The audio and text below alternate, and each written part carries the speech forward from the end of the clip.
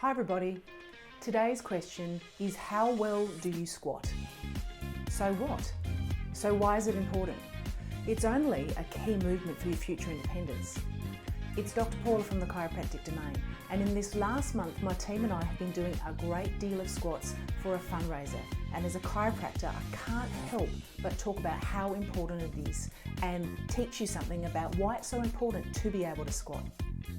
So through the eyes of a chiropractor, how well you'll squat, we look at how evenly you move, how far you can move, and we can't help but see things and want to say something. So squats are one of the many key diagnostic tests that chiropractors do, and they give us information about the ankle, the knee, the hip and the lower back. And when we talk about the hip, we're not just talking about the ball and socket, we're talking about the sacroiliac joint. So chiropractors are really quite focused on sacroiliac joints. In fact, it's a hugely common issue that we see. So the sacroiliac joint, we use this model here. If this is the crest of the hip looking from behind, and this is the last vertebra, in the middle here, this bone is the sacrum. And the interaction between the ilium, the side of the hip, and the sacrum makes the sacroiliac joint. Now in this model they're fixed, but that's not how they really work. In real life, the joint is like this, and it glides and slides in flexion and extension. That is really important that both of them move evenly when you're walking, but when you're squatting, they've got to move at the same time. So I'm just going to show you this video of someone squatting.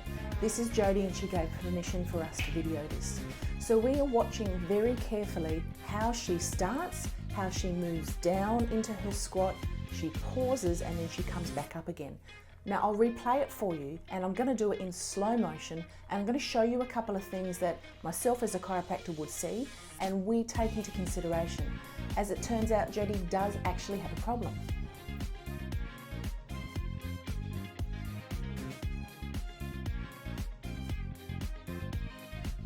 We're very lucky at the clinic. We have a lot of great technology to test and assess you and see how well you're moving.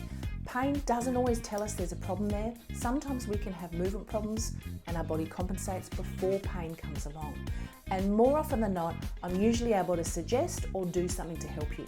So get someone to watch your squat, get them to watch how evenly you do it, how far you do it, and if you seem a little bit wobbly, maybe it's time to talk to a chiropractor like myself.